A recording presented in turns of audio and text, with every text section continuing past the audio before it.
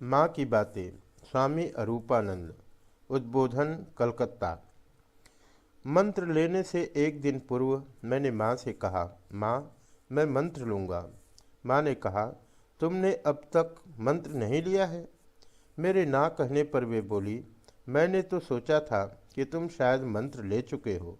मंत्र दीक्षा के बाद आशीर्वाद देते हुए बोली, भगवान के मंत्र का जप करके तुम्हारा देह मन शुद्ध हो। मैं उंगली से मंत्र जपने की क्या आवश्यकता है? क्या मन ही मन जप करने से नहीं होगा? माँ, भगवान ने उंगली दी है, अतः उसके द्वारा मंत्र जप करके उसकी सार्थकता सिद्ध करनी चाहिए। 25 सितंबर 1910। उद्बोधन ठाकुर घर। मैं, माँ, यदि ईश्वर कहकर कोई है तो संसार में इतना दुख कष्ट क्यों है? वे क्या यह सब देखते नहीं हैं? इन सब को दूर करने की क्या उनकी क्षमता नहीं है? माँ, सृष्टि ही सुख दुखमय है। दुख नहीं रहने से क्या सुख समझ में आता है? और सबका सुखी होना भला कैसे संभव हो? सीता ने राम से कहा था, तुम सबका दुख कष्ट दूर क्यों नहीं कर देते? राज्य की जितनी प्रजा है सबको सुखी बना दो। तुम तो इच्छा मात्र से यह कर सकते हो। राम ने कहा, सभी क्या एक साथ सुखी हो सकते हैं? क्यों नहीं, तुम्हारी इच्छा होने से ही हो सकता है। जिसको जिस वस्तु की आवश्यकता हो वह राज भंडार से दिला दो। अच्छा, तुम्हारे कहे अनुसार ही होगा। तब राम ने लक्ष्मण को बुलाकर कहा, जाओ राज्य में सभी को जता दो कि जिसको जो अभाव हो वह इच्छानुसार राज्य भंडार से पा ले। सभी ने समाचार पा आकर अपने अपने दुख कष्ट जताए। राज्य कोष जनता के लिए खोल दिया गया। सभी आनंद से दिन बिताने लगे। राम की ऐसी माया कि जिस प्रासाद में राम सीता रहते थे उसकी छत से पानी चूने लगा। उसकी मरम्मत करवाने राम ने लोगों को बुलवाने भेजा, पर लोग कहाँ?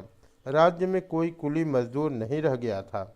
कुली मिस्त्री बढ़ई आदि के अभाव से लोगों के घर दरवाजे सब नष्ट होते जा रहे थे और सारा काम काज ठप हो गया था। तब निरुपाय हो सीता ने राम से कहा, छत के चूने से यह भींगने का कष्ट अब सहा नहीं जाता। पहले जैसा था तुम वैसा ही कर दो, उससे फिर कुली मजदूर सब मिलेंगे। मुझे मालूम हो गया कि सभी का एक साथ सुखी होना संभव नहीं है। राम ने कहा, तथास्तु, और देखते ही देखते सब यथावत हो गए। कुली मजदूर मिस्त्री सब मिलने लगे। सीता ने कहा, प्रभो, यह सृष्टि तुम्हारी अद्भुत लीला है। कोई सदा सर्वदा के लिए दुखी नहीं होगा। किसी के भी सभी जन्म दुख में नहीं कटेंगे। जैसे कर्म होते हैं उनके अनुरूप ही फल मिलता है तथा उन्हीं के अनुसार अवसर प्राप्त होता है। मैं, क्या सब कर्म के अनुसार ही होता है? माँ, कर्म नहीं तो और क्या है? देखते नहीं मेहतर विष्ठा का भार ढोता है। मैं, यह अच्छे बुरे कर्म की प्रवृत्ति पहले कहाँ से आती है?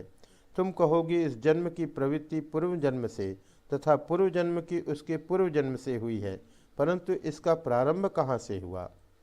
माँ, ईश्वर की इच्छा बिना कुछ भी नहीं होना, कुछ भी संभव नहीं है। उनकी इच्छा बिना तिनके का एक टुकड़ा भी नहीं हिल पाता। जब जीव के सुदिन होते हैं तो वह ईश्वर के ध्यान चिंतन में प्रवृत्त होता है, किंतु जब उसके बुरे दिन आते हैं तो वह कुप्रवृत्ति और कुसंस्कार में लिप्त होता है। ईश्वर की जैसी इच्छा होती है समय पर वैसा ही सब होता है। वे ही मनुष्य के भीतर से सब कार्य करते हैं। नरेन, विवेकानंद में क्या क्षमता थी कि वह यह सब कार्य कर सकता? वह यह सब करने में इसीलिए सफल हुआ कि ईश्वर ने उसके माध्यम से कार्य किया।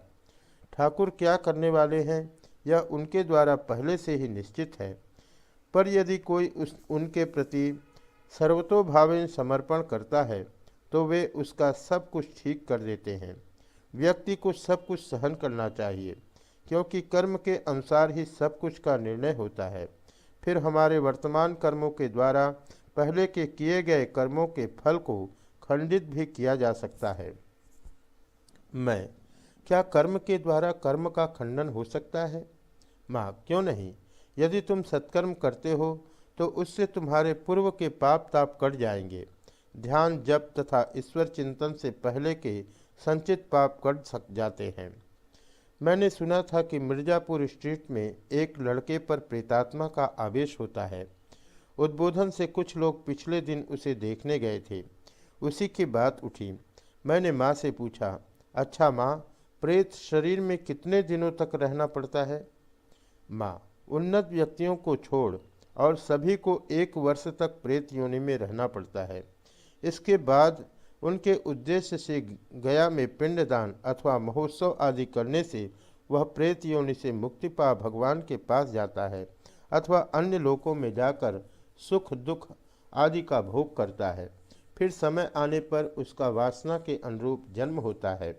कोई कोई वहीं से मुक्ति लाभ करते हैं, परंतु यदि व्यक्ति ने इस जन्म में सत्कर्म किया हो तो प्रेत योनि में भी उसकी आध्यात्मिक चेतना पूरी तरह जाती नहीं। माँ ने यहाँ पर वृंदावन के गोविंद जी के वैष्णव पुजारी प्रेत की बात कही। मैं, गया में पिंड देने से ही क्या जीव भगवान के पास जाता है? माँ, हाँ जाता है। इस प्रसंग में मुझे एक घटना का स्मरण हो रहा है। सन 1912 में, उस समय माँ काशी में थी।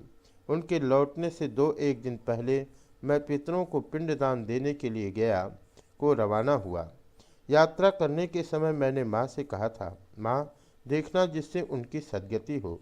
जिस दिन मैंने गया में पिंडदान किया उसी दिन रात में माँ के भतीजे भूदेव ने, जो माँ के साथ काशी में था, स्वप्न देखा कि माँ पंचपात्र लेकर जप करने बैठी है और बहुत से लोग उनके चारों ओर आकर कह रहे हैं, मेरा उद्धार कीजिए, मेरा उद्धार कीजिए।